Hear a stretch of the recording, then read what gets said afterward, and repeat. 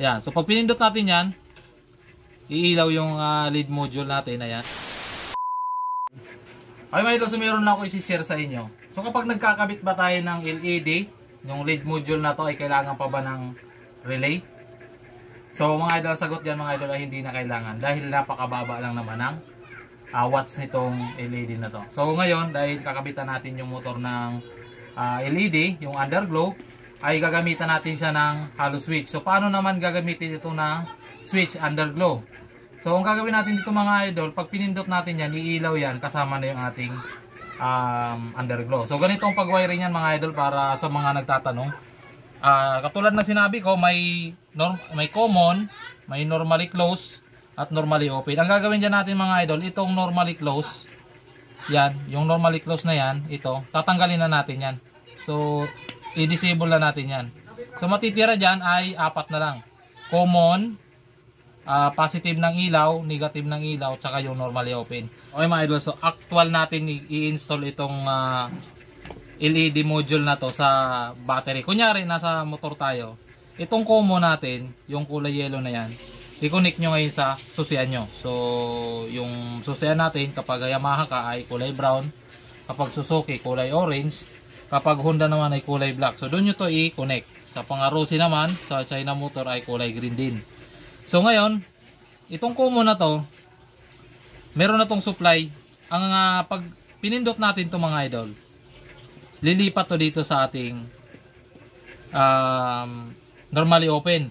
So yung normally open at saka yung red wire ng ilaw ng hollow switch ay pagsamahin natin dito sa ino para pag sinusi natin tapos ino natin to, saka lang siya iilaw. Tapos pag nirelease natin, patay din yung ilaw. So hindi basta-basta mapupundi yung sa ating hollow switch. So ngayon, itong ating lead module ay nakakonect sa ground. Ayan. So yung kulay white, kulay ground yan. Tapos ito naman ng white na may strip na red ay positive yan. So doon natin to i-connect sa NO.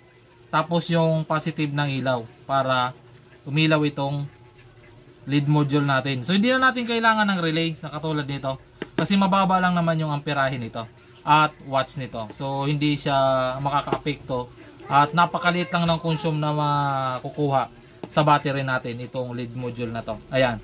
So ganito yung connection yan. Yung negative ng hollow switch nakikabit natin sa ground. Negative ng ilaw nakakabit sa ground. Tapos kunyari, ito yung ating susian. Ganito lang yung pag-wiring. Napakadali lang.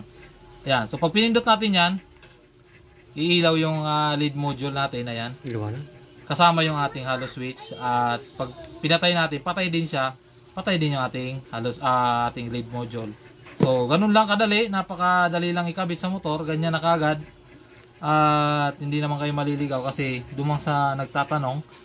Ito na yung paraan ng pag-ano natin, pag-wiring yan sa motor. Kung i-apply mo sa motor mo, ganun lang kasimple. So ito, kasi halimbawa lang naman to, kasi nasa battery naman tayo.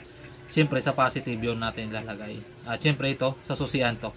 Para pagka pinaglaro ng bata, pag pinindot ito, ay hindi basta-basta iilaw kasi nga may susian.